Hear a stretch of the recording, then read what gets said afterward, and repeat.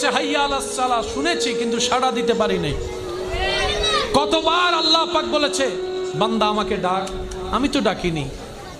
বান্দা এটা কর, আমি তো করিনি। বান্দা এইভাবে চল, আমি তো চলিনি।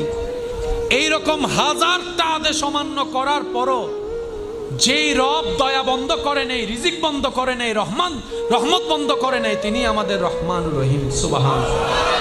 তো মুমিন বান্দারা আফসোস করে না, আপত্তি করে না, ওনারা অপেক্ষা করে রবের হুকুমের।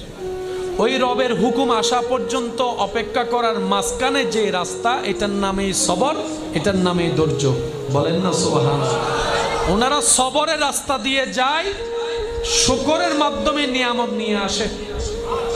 সেজন্য আল্লাহ তাআলার প্রিয় বান্দা যারা হয়েছেন, হবেন, সবাইকে কষ্টের ভিতরে যেতে হয়। এটাই বিধান, এটাই নিয়ম। এখান থেকে